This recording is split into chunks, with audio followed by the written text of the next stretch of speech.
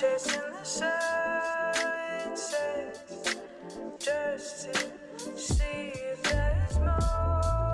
'Cause it's been so long since I tried to love. It's been so long since I tried to love. It's been so long since I tried to love. It's been so long since I've been loved.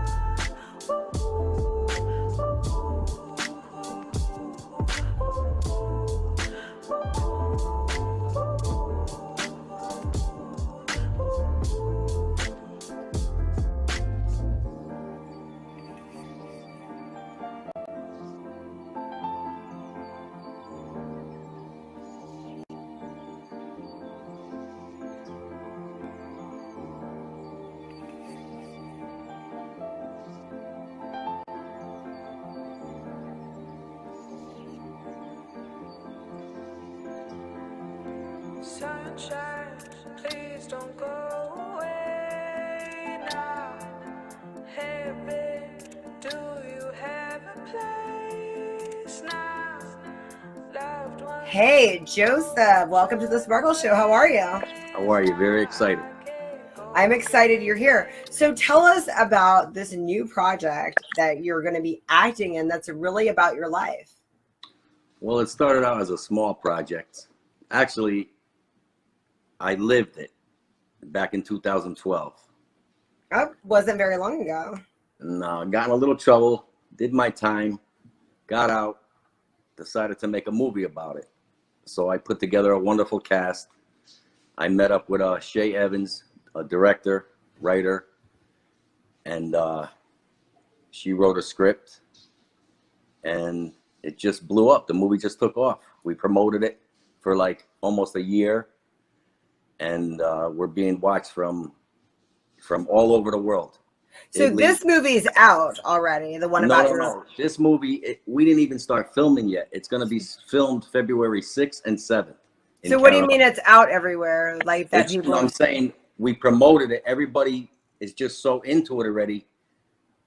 You promoted a movie before it was filmed? Little clips here and there they see. You know what I mean? Like, well, but if you haven't filmed it yet, how are they seeing little clips? I made little clips of a movie that you haven't filmed yet. Okay. Right. So did you ever act before? Yes. Long time ago when I was a child. Did you like all the modeling thing and the cute little boy? Like. Yeah. So tell us a little bit, if you can, about the story. Well, the story's about actually me. I worked back in 2012, I lived in New York, and I worked for a couple of Gambino family members. They all got pinched, so I decided to take over for a little while.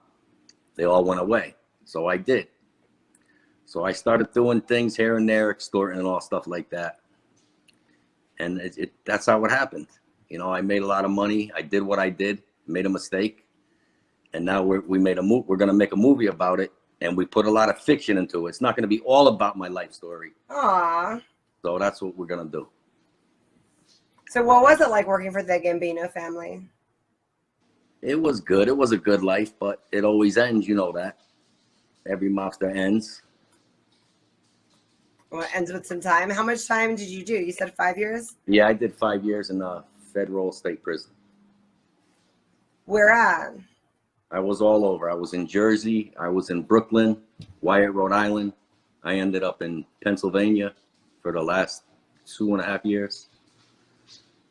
And that's about it for that. So like I said, I decided to take control of everything, and I did. So who wrote the script? Shay Evans. Wrote the entire script, and who's directing it? Well, let me step back a minute. When I was in prison, there was a CIA guy that got sent to prison, and he was a writer. He got sent to prison for waterboarding. You know, talking about waterboarding. So he was in a cell next to me. Oh wow! And now he's a CIA guy. You know, they get all the information about anybody. So he started writing one day, and I'm looking at him. I don't want to get too close friendly with him because I don't want to be a rat in prison. So anyway, he called my name. He said, Joey, do you mind if I write something about you? And I said, what is it? He says, I'm writing a book. The name of the book is called How I Survived and Thrived in Prison, meaning him, how he survived and thrived in prison. But he wanted to put everybody's story in there. So I don't know how he got my information about everything that happened to me. He got all the information. So I said, you know what? Go ahead, write the book. So he wrote the book. The book came out. What's the book called? How I Survived and Thrived in Prison. So that he stuck with the title. Huh?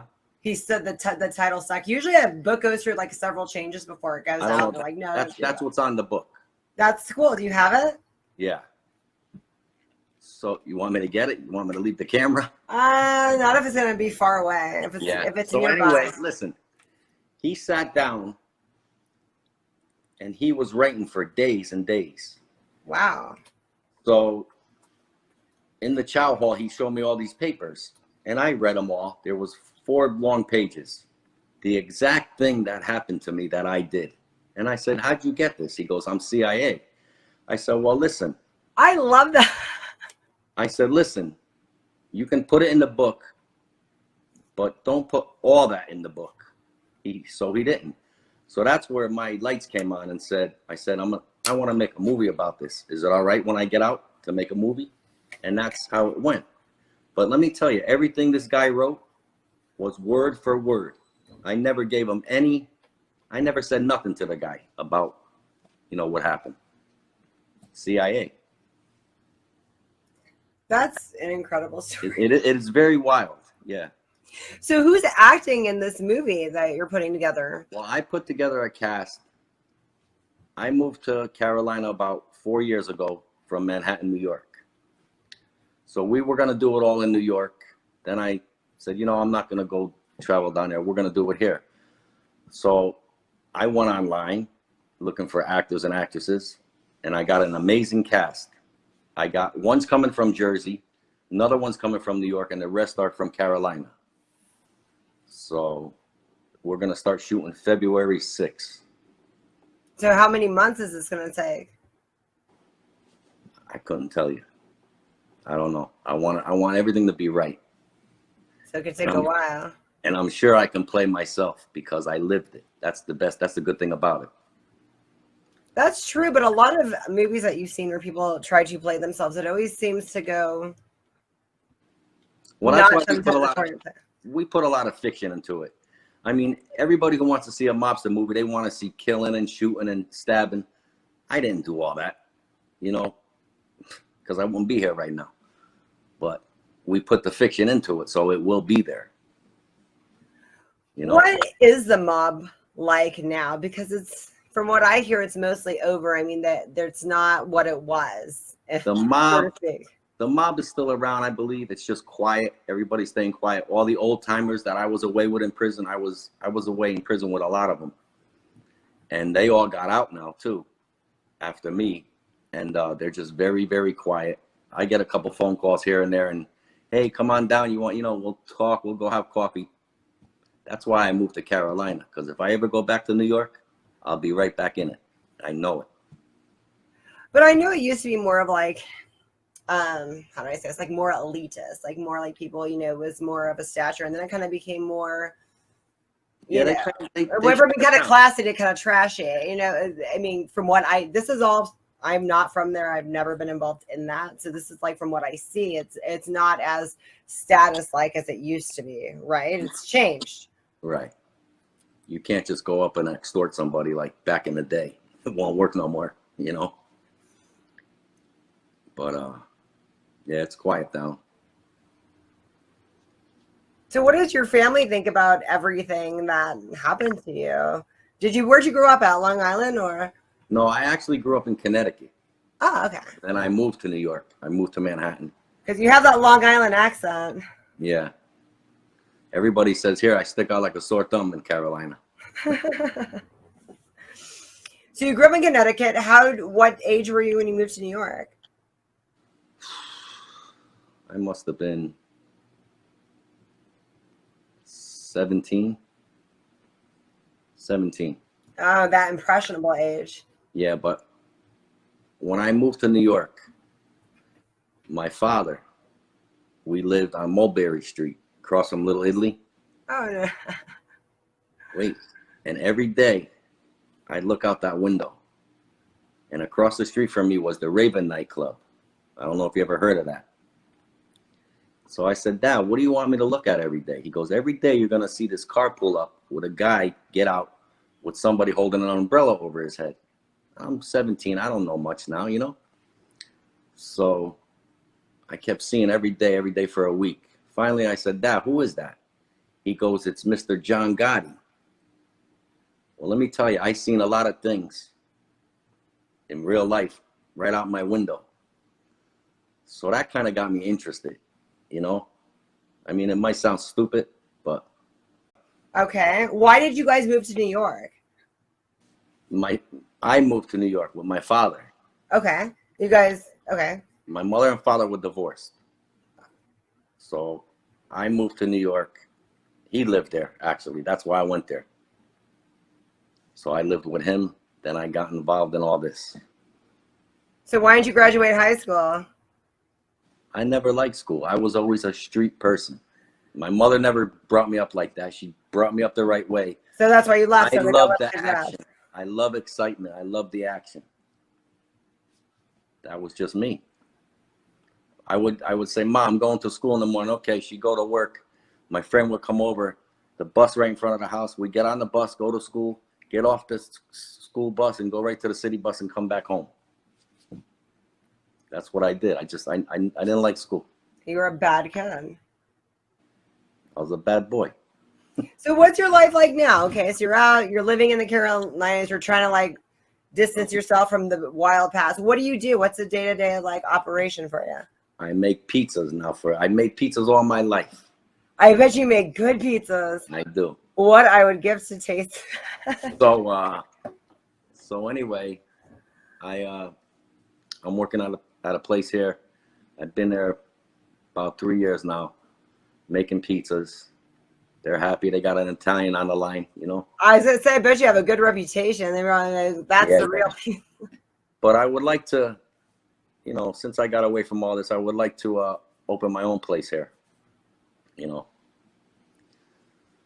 But so movies, how did you get into that? Like you don't. It's just I know I have a lot of friends, a lot of family, and everybody in New York, they're so close together. You know, I don't want to mention no names. I got a lot of actor and actresses friends from New York. Okay, so you're like, hey, I want to make a movie. That's how I got. They networked down. They're like, oh, we'll go to this I'm not gonna lie. This is my first film here, you know. Right. But so far it's good, and we didn't even film yet. Well, that's what I'm trying to figure out. What are these little clips that you're sending around? I make my own little clips. So you're acting on my Facebook page or the group page, you'll see them. Oh, that's okay. I did see that. Okay, now I see what you're talking about. It was good. It wasn't. It was. I wouldn't post stuff that looks stupid. No, it was good. Okay, so that's how the little teasers have gotten out there. Yeah. It just blew up. I swear, I got people from Italy. This morning, somebody wanted to post something on the group page from UK, another actress, and I'm like, this is unbelievable. I guess all the promoting, I promoted this to the top. Well, we do like a good mob movie. Like you saw the other guys I had on my show a few weeks ago, and they're working on something. I like this because you could live it. So I really, you know, that makes it really exciting that you lived it. I'm a nobody. I admit it. I'm not a John Gotti or one of them guys. You know, nobody wants to see me, my life story. That's why we changed it and made it fictional. You know what I mean? So, okay, so you got the guy that wrote the screenplay. Is that the same guy that's directing it? No, that was just the CIA guy. That was the CIA guy who wrote the screenplay. Oh, so he wrote that book that's already out there, and he wrote the screenplay. Yeah, that's his book. Yeah, that's about his life, and he wrote like everything that happened in prison. Oh, I understand that he wrote that book, but who wrote the screenplay for the movie? Shay Evans. Shay Evans, and is he directing it, or he just wrote the screenplay? She. Is she directing it, or she's directing it, Okay, so she She's did the gonna whole be a shebang. lead actor, and she wrote the script. Oh, so she's The gonna script is star. already done. It's amazing. Okay, so she's directing, starring, and Yes. perfect. Yeah. So And how did you get hopefully- involved with her? I met her through here on Facebook. I was doing it promoting myself. I wanted to make this movie so bad, and people started reaching out to me. So how'd you choose her to do such a big role, to do all three roles? She's very big in theater. She writes beautiful. The script is unbelievable. She should be on here. We need to get hooked up with her. Yeah, I'm gonna tell her about you. I told her that we were doing this, but yeah, she should be on here too. That's cool that she got really involved and that you guys clicked, because that's a big responsibility. I mean, It is, and we've been doing this. It's been going on for about almost a year now. We've been working really hard, putting together the crew. The script is finally done. It was done maybe last month. She put a lot of work into it. That's a lot. It's almost like a marriage. It's a work, what they call it, the work marriage, where you did all that. So that's really cool. Yeah, it's a lot of work. You know yourself. So she's in theater. Is this her first screenplay for a movie, or for her first feature film? No, she's written a lot of scripts also. But when I met her and started talking to her, we just clicked. I love it. And I love that you chose a woman to do it all. So I had asked her if she would play my wife in the movie, Miss Solano. That's going to be our last name. I'm Joey Solano, and she's Angelina Solano. So were you married in real life when you got arrested? I wasn't married. I was living with somebody for a long time. It was like we were married, but not on paper. Mm-hmm. But I'm assuming you're not together anymore. No, but now back to the Carolina part. I met a Carolina woman. Now I'm from New York. I got married here. So that's how you got, okay. So you met her in New York? No, I'm here. I met her here. I came down here when I got out of, oh, you don't know this part. When I got out of prison, I came down here. My mother lives here for 15 years. I'm the only child. You finally went back to your mom. Yeah. So I said, I don't want to go back to New York because I'm going to get right back into it. She says, come here, take care of me for a little while. She's in her late 70s. So I did. Got a job. While I was with her, I was in the halfway house. I got a job, got out of the halfway house early. Got a job, met my wife. We bought a beautiful house. Everything, it's just changed. How'd you meet her? I met my wife online. Well, so the first date, was it like, hey, I just got out of prison? How does that go? I was very honest. Yeah. I have a feeling you were. I told her that. I said, listen. I said, I just got out of prison. Her face went. She thought I was going to say I murdered somebody or something. I said, no. I told her what happened. I said, if you want to be with me, you be with me. If you don't, I'm just being honest with you because you're going to find out somehow. So she stuck with me, and we've been together for a while now. How does she feel about the movie and you meeting people online and bringing in a female director and all this stuff? How does she feel? She gets a little aggravated. I mean, anybody would. I would too if it was vice versa. Right. But it's nothing. Nothing's gonna happen. This is the movies. This is the movies. I'm legit. And getting a budget together to pay everybody, how did that go about? Because if you've never done this, did Shea help you a lot with that? No, she's doing her part. They didn't find everything when they arrested me. Oh, so you got a little chunk change to fund it. I don't know nothing. I don't know what you're talking about. That's cool. You have this all plotted out. I'm really excited to see how this goes. But it really took off. I can't believe it.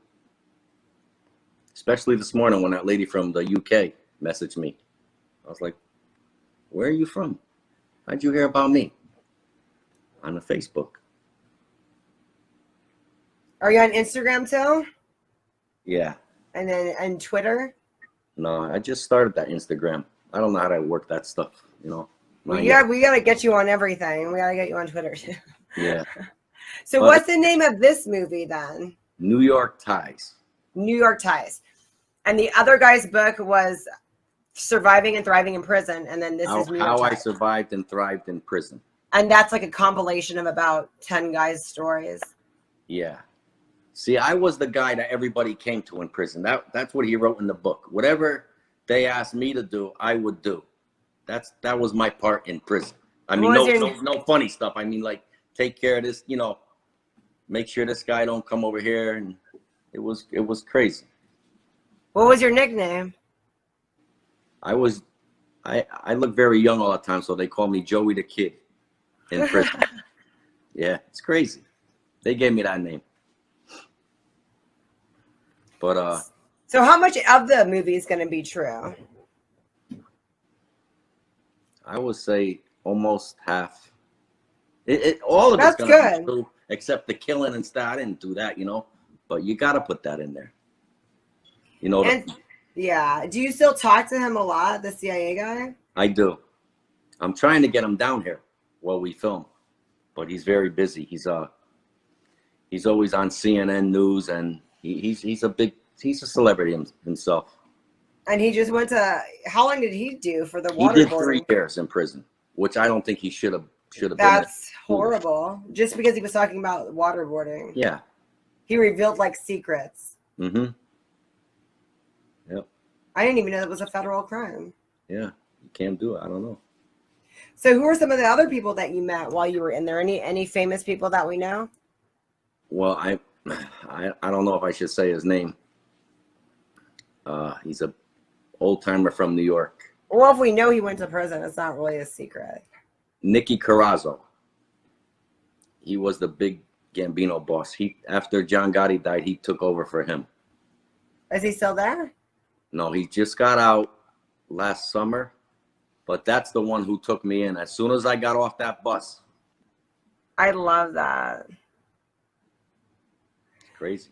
Who were some of the people that you met when you were doing all the things you were doing? You don't have to say anything that's going to be bad, but I'm assuming when you're in that lifestyle, just being out and about, that you met some people. Well, no, they were all away. I was my own person now, and I had my own crew. That's how it works. I was just talking about like celebrities and such. Like, I'm sure that you just going to the parties and going to different things, you ran into a lot of people. In the casinos, yeah. Wesley Snipes was there. I don't know. A lot of, I can't even remember, but there was a lot of them. And while I was in the casino, I don't know how this happened. This is the honest to God's truth. You had to be there to see this. You know, I Bible. This is the truth what I'm going to say. A lot of people say when you go to the casino, you lose your shirt. I didn't. First time ever, I went on that roulette wheel, and I would play 12 numbers, and the numbers would be scattered on the wheel. I would hit and hit and hit. And I had 2 friends with me, Linda and Mary Jo. They were like my good luck charms. And for a whole year, they saved all my tickets. I didn't know how much I was winning. I didn't know, because all the other stuff I was doing, I didn't care. I had so much money back then. So she had a stack of tickets. She says, I'm going to count these. She said, okay. So she calls me up. She goes, do you know how much money you won in that 1 year? I said, what? She says, you won $88,000. I said, that's impossible. No way. They were my tickets. And thank God she had those tickets, because when the feds came to me, they were wondering where I got all this money. I gave them the tickets. Here, I won $88,000 at the casino, and that helped me out a lot. So you never go back? To the casino? I haven't been back since. But I do go online sometimes and mess around with the wheel, and my numbers are still popping. Are you afraid to go back to the casino? I'm not afraid of nothing. That's my problem. That was my whole problem. Well, I'm saying to try to stay out of, you're afraid of yourself. Like, you might just get right back into like a life of just that fast pace. No. My wife keeps me in line. This is such a great story. I'm so glad that it's going to be amazing. It's going to be amazing. What's some advice you have for anybody watching today? just whatever dreams you want to do, you can do it, because my dream is really coming true. A lot of people probably still, a lot of haters out there, you know, they have haters. So I don't care what they say. I know, I could see, I would not make a fool of myself. I would not do this for this long if I didn't know something. I do know. And a lot of people get in touch with me. I have a lot of actors and actresses from New York that I know. They talk to me every day and tell me, this thing you're doing, Joe, they're getting jealous themselves because what's happening here. How come you didn't put them in there? Your friends. I'm just doing my own thing here. I got a whole cast. I only got 2 people, one from Jersey and New York, and the rest are from here. And the funny thing about it is, I didn't reach out to nobody. They reached out to me, these actors and actresses. Well, thank you so much, Joey. We're going to keep up with what you're doing on Facebook and on Instagram. What is your Instagram handle, by the way? It's my name, Joseph Casalo. Okay. And the same with Facebook. So we're all going to follow you and see what you're up to. And we can all join the group, right? It's called New York Family Ties. Just New York Ties. New York Ties. Yeah, you're on it already. Oh, no, I said family. I'm thinking of the show or something. I know, I was just telling the public that they can go on it. Thank you so much.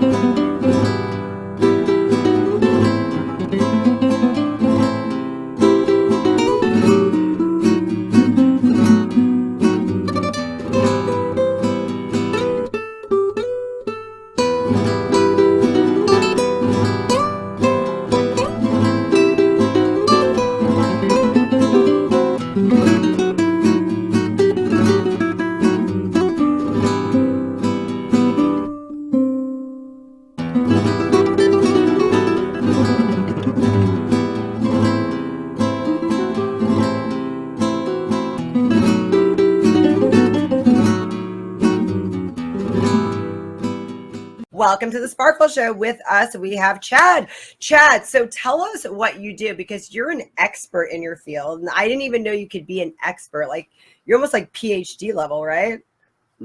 Expert? I don't know. You got the right guy here? No.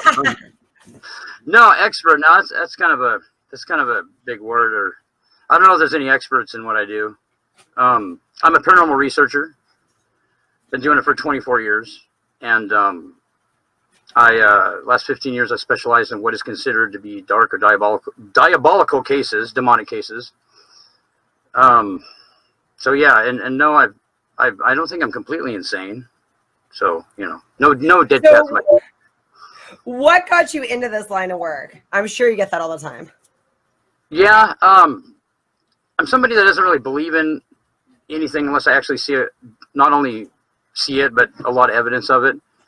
And I remember I was 16 years old and I was working in this store. This is really what happened. This is what got it all going. It's not really that glamorous, but it's kind of an interesting story.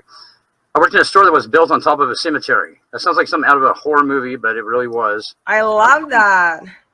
And yeah, I was locked in this store between 11 o'clock at night till 3 o'clock in the morning till the freight crew came and let me out. And during that ordeal, you know, I witnessed some stuff that I really couldn't explain. So I got kind of curious about it, and that's what sparked the whole thing. And plus, I had a family member that was really close to me that had an experience with something paranormal, and they developed a phobia of being by themselves. And I often wonder, you know, what scared them so bad that it impacted them that much. So those are pretty much the 2 things that got me going on it. Then just kind of went from there. Developed a team back before anybody ever did it. Back before the TV shows. You know, it used to be a taboo thing. I wouldn't even tell people that I did this. I can understand. Yeah, right. But now, like, since the TV shows, that people are like, oh, your paranormal investigator is really cool. Well, Yeah. Used to not be quite so accepted though.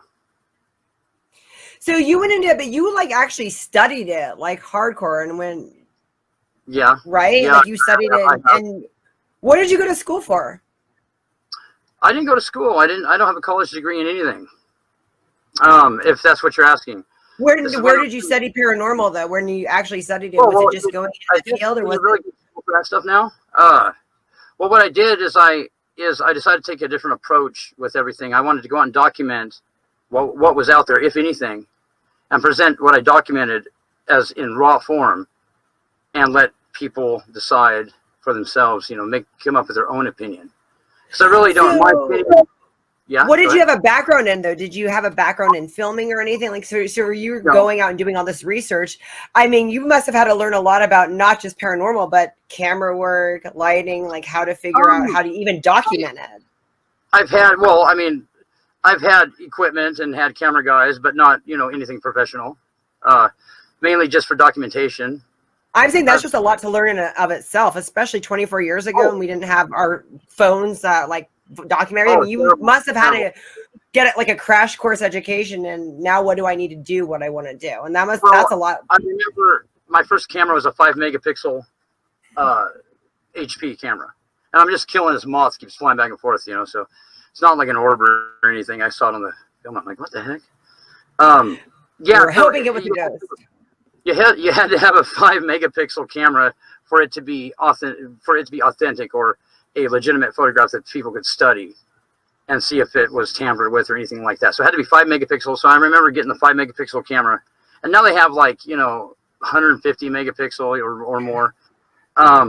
Just basic equipment is what I had. But what was amazing is that it was, it's not the equipment that captures the actual footage or the evidence. It's the type of cases you do and how long that you'll stick in there and hang around, because some of these cases are pretty, I don't know. I find them interesting, but some people find them, different. I can't hardly have keep a team together because people, they'll go with me a couple times and they'll quit.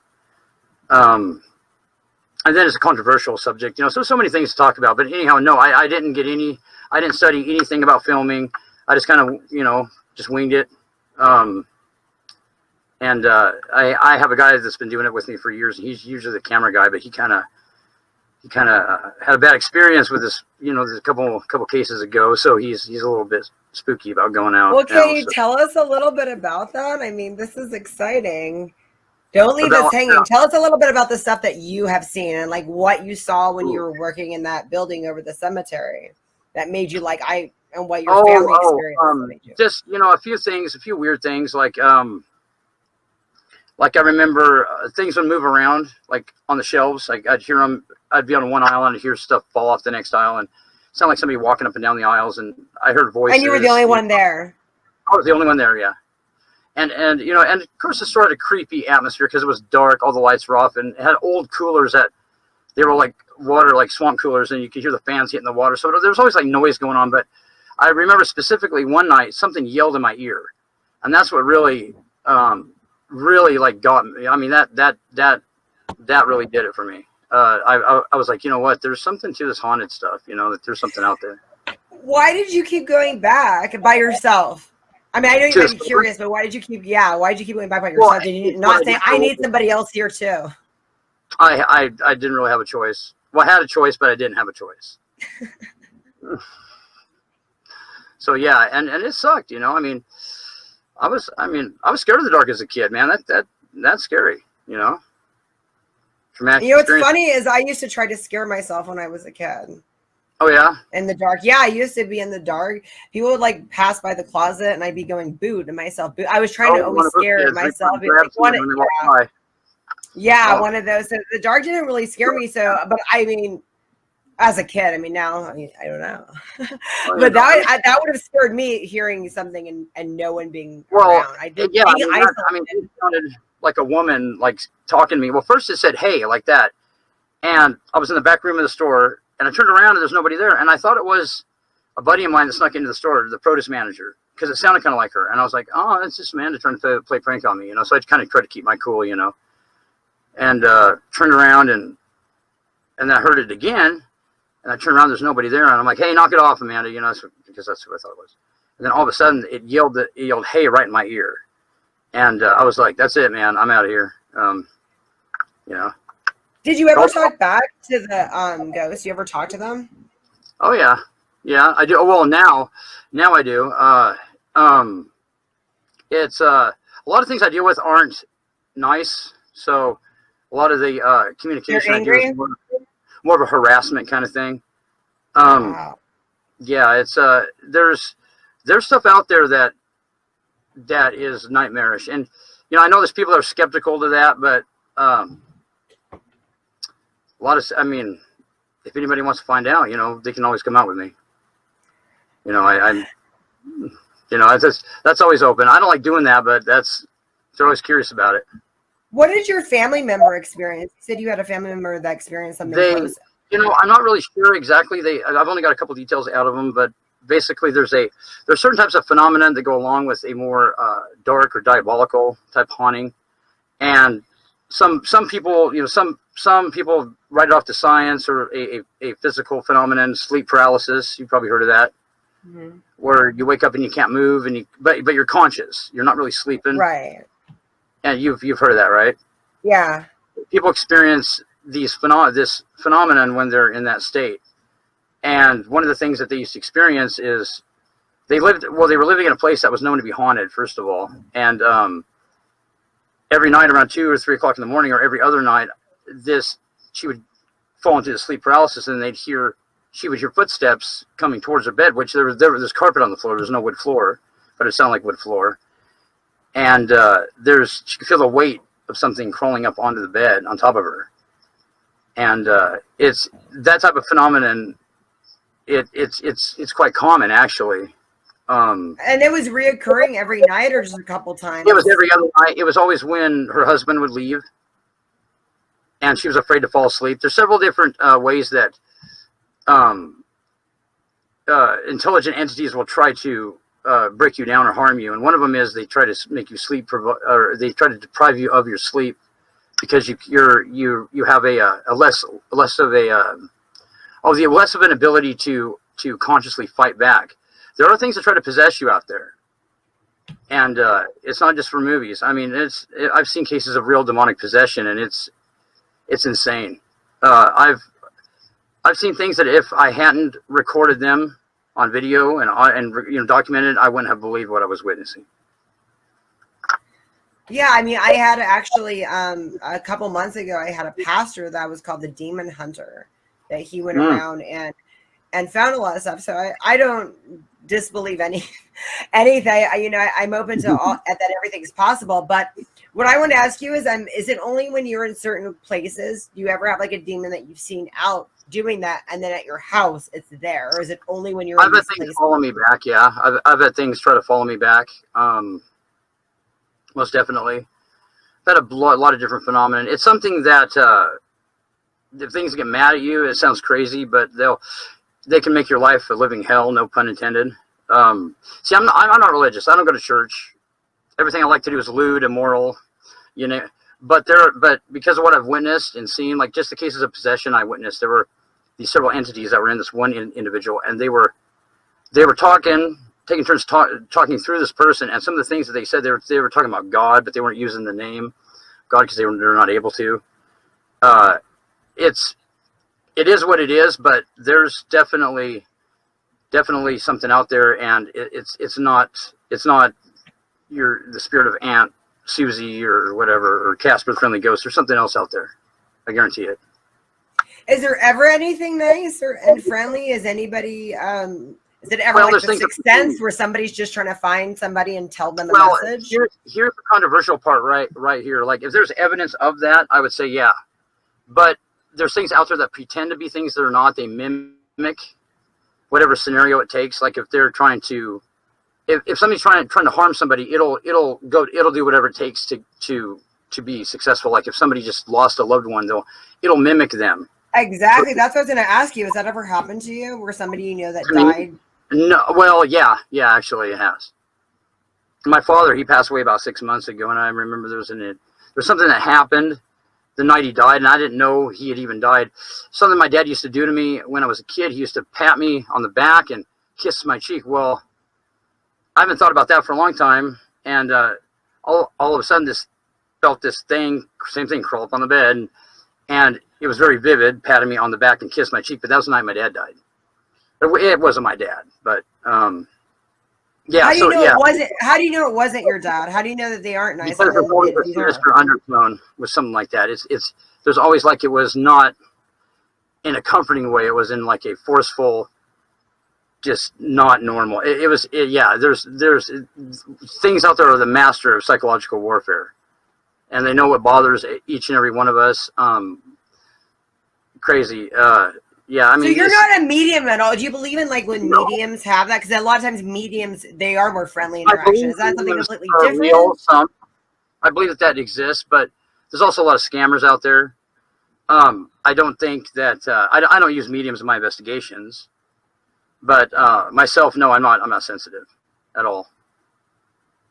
I mean, I can't sense anything. We all have kind of an instinct for that kind of stuff, you know.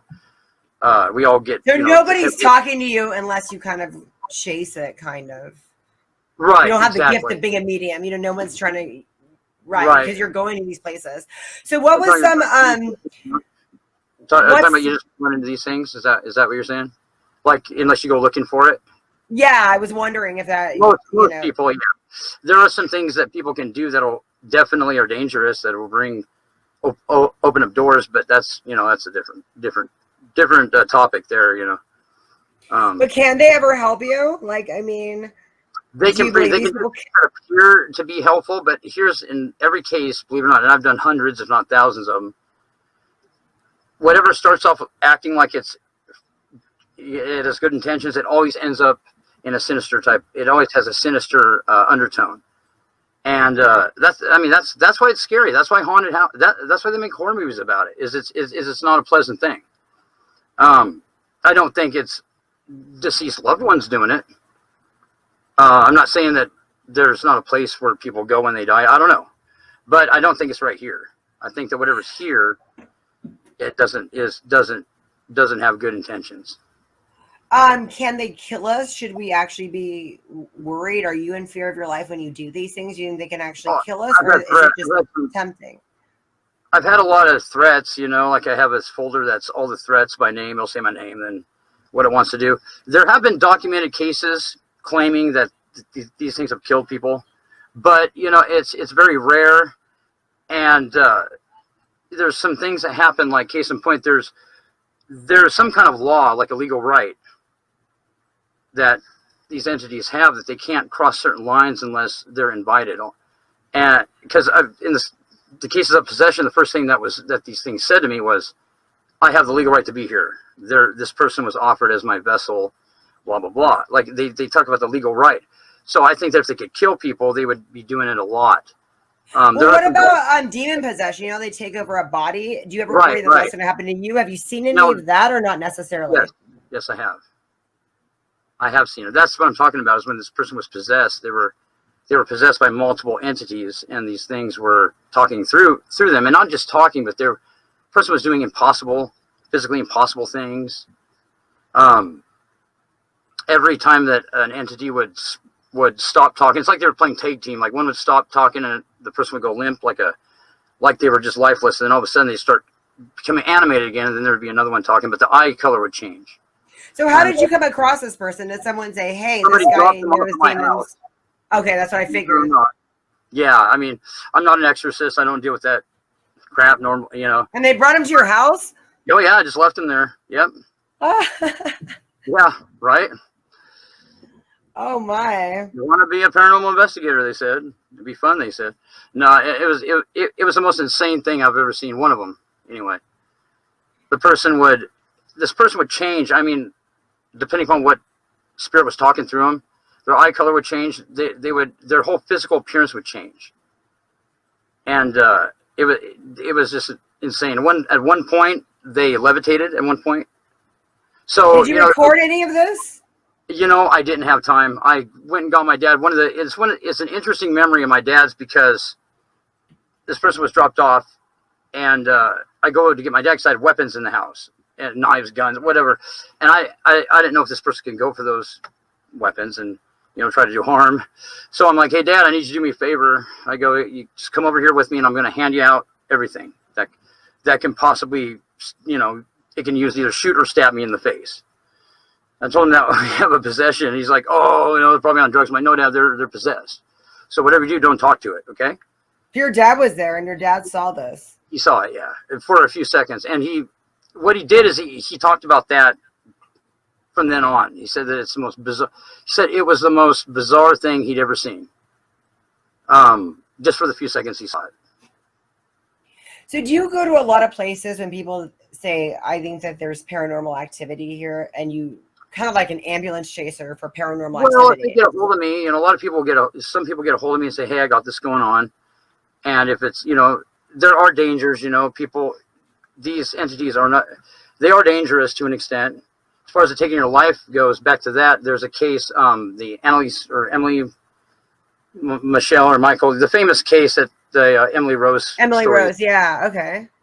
The true case, I don't know if you've ever looked that up, but I watched the movie. Well, actually, the movie's pretty close. Okay. The girl died. She actually did die from malnutrition, but there was a lot of factors there, and you know, I just actually watched that movie not too long ago, and I know a lot about the real case, and I was like, well, that's pretty accurate.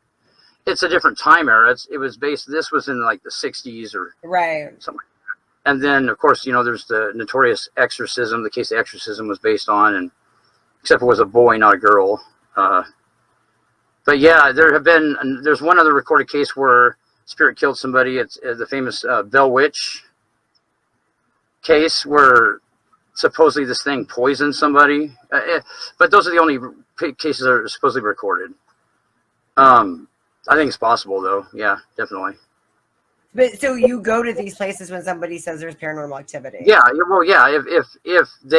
If I feel it's a real case, yeah. And you try to go there at nighttime so that you get more of a reading of what's going on? Well, you get stuff during the day too, but for whatever reason, there are certain hours of the nighttime and early AM that the spirit becomes more active. If there's something there. Right, that's what I've heard. I mean, what the reason why, I don't know, because it's always there. If a place is haunted, it doesn't like it disappears in the daytime. It's not going to sleep. No, it's sitting there, you know, wanting to. See, I almost cuss. Okay, but it's okay to cuss on your show, right? I was going to say it wants to shit in your Cheerios no matter day or night. So, pardon my French. So I lived in LA for like 15 years, and I had a unique experience where I worked in the nightclub industry. So I worked in two places. One was Charlie Chaplin's boarding school that they converted into a nightclub. And then the other one was his actual house. So I worked at both his boarding school, both his house. And the house, you know, I heard a lot of stories of a lot of crazy things happening. I heard a lot of noises, nobody talking, but a lot of creaking, but it also was an old building. Covers and shit slamming, that kind of stuff. A little bit. I mean, it wasn't an old building. I heard a lot of creaking when nobody else was there, stuff like that. Pretty commonly you'll hear footsteps running around. It sounds like somebody running around, you know, stuff like that. Like stuff that wasn't the house settling, like stuff that you knew was. Right. So I heard a little bit of that stuff. But then again, we all knew it was Charlie Chaplin. You know, and then I'd heard before going in there that people had seen things. So, you know, I don't, do you go to buildings like that? Like, so if I had told you that and I was out, if we were there at the same time, I'd be like, oh, hey, come with me. So do you do stuff like that? Yeah, I do. There's one, for instance, I'm remodeling an old hospital right now for somebody, a friend of mine. And it's got some creepy stuff that goes on in it. I've heard a lot of stuff in there working. But, you know, and there is activity that seems like it's very, very minute or benign or whatever. Like there's no problem there. But if you were to try to communicate with whatever's there with a Ouija board or something like that, it would definitely get more active. Definitely. Okay, so what do you think about Ouija boards? You know, as like a Christian, you know, that we're told to stay away from them because that can invite spirits into us. Do you think that that's true? Well, and if so, are they following us, or is it just for that moment? Like, if I want to go to a cemetery and like pop out a Ouija board, would I just be freaked out then? Would I be freaked out for like what's your take on that? You know, the thing is with Ouija boards is for whatever reason, and these are questions that not only do people want to know the answers to them, but I want to know the answers to them. The only thing that makes sense is that the Ouija board, the reason why the problem is it creates some kind of an attachment almost instantly. Like it's not like getting an audio device and sitting down, being like, hey, is there anything there? And my personal opinion is that you use your body as part of the communication device. You touch the planchette, and the spirit is actually using your body as part of the tools or so the have energy. you not used a Ouija board? I won't use one, no. Why? Oh man, there's a lot of things out there that really would like me to do something like that, because that's what I would consider an invite. And yeah, no, I wouldn't get by with a lot of stuff that most people would or might get by with. But that's my theory on the Ouija board, is that you're using your body, and it's an ancient communication device. The people that the Parker Brothers, is that the company? It's like a game company that mass produced it in recent times. But the guy that actually sold the rights to the game company he was touring Africa, and this shaman or whatever he was, he had a cobra, and he put it into a trance, and he'd draw certain numbers of letters in the sand, and the cobra would touch its nose on whatever to spell out whatever words the spirit was saying. So, and then they started using boards, and that's a pretty ancient way to communicate with stuff. Wow, that's that's something. So you're kind of too freaked out to use a Ouija board? No, I just know that it's an invite. So if there's something upset with you, like these things are, I know that there's stuff that's upset with me, because I've irritated a lot of stuff by doing what I do. Anytime that you mess, if there's something out there that thinks it's got somebody, a victim, and you go in and you screw with that, and you deter that angers these things, and they definitely would like to have a reason for me to give them the legal right to really give me a bad day, so to speak. But yeah, I can't do that. That would be definitely a dangerous thing for me to do. Wow. So you've done this for 24 years. How does this become monetarily beneficial for you? Did you write books? Tell us a little bit about that. It doesn't really. That's the thing.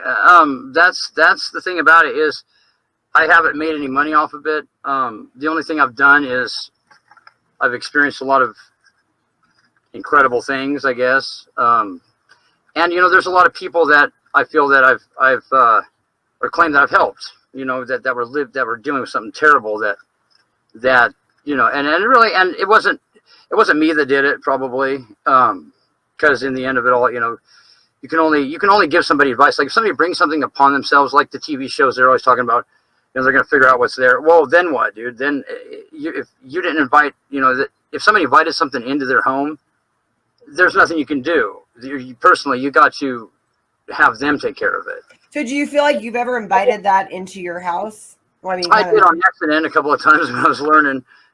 Yeah, there's something I invited in that was actually really bad. There's different spirits that are more powerful than others, obviously.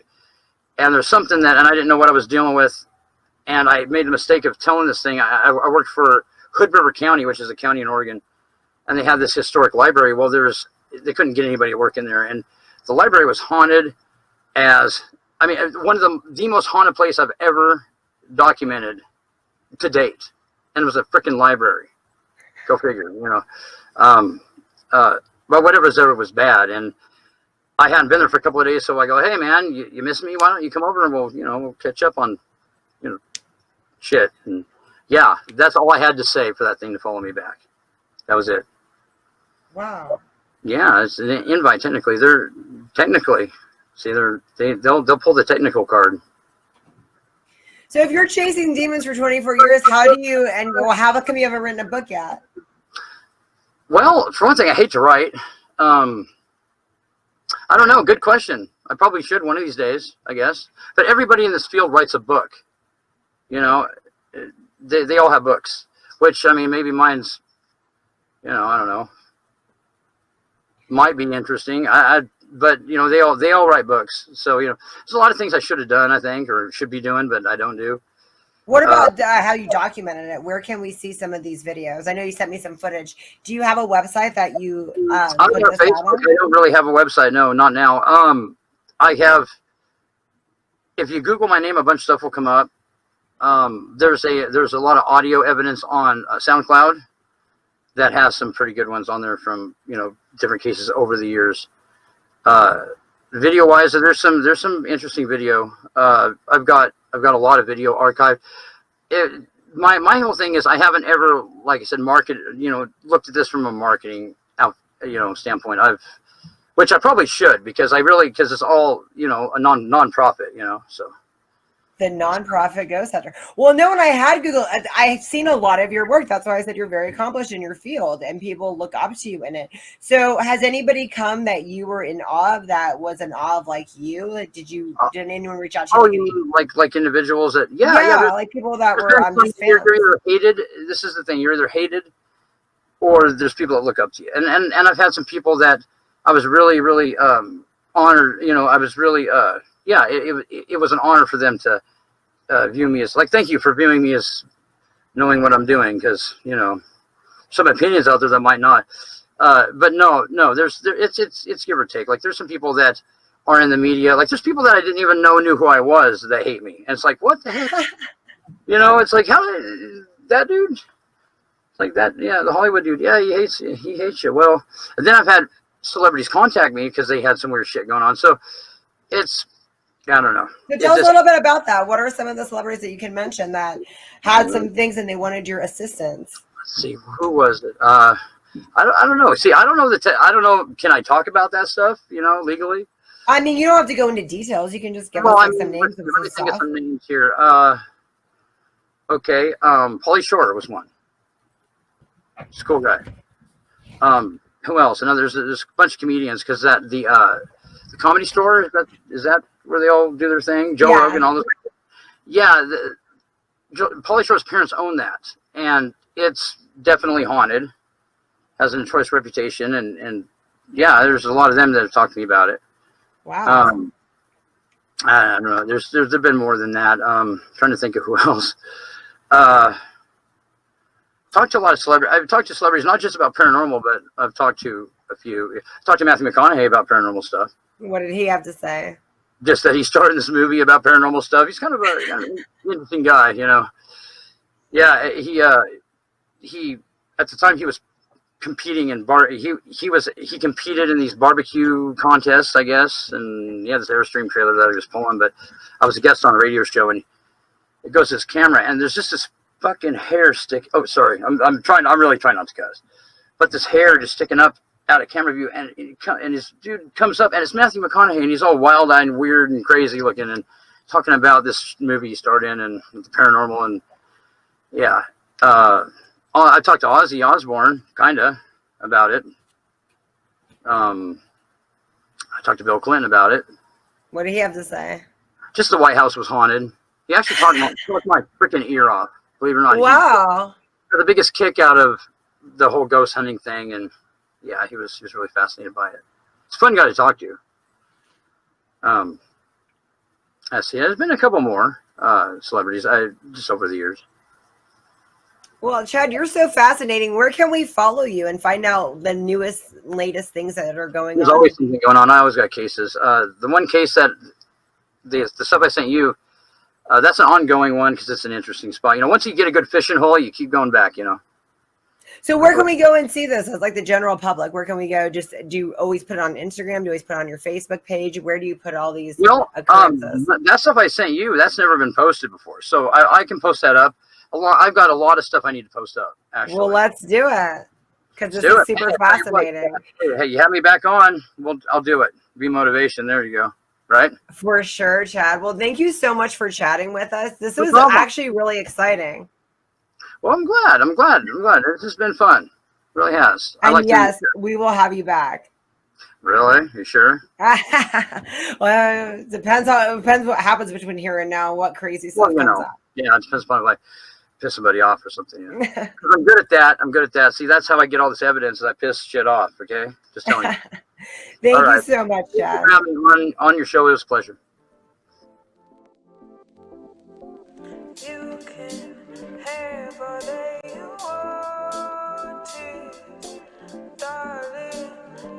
the world is yours.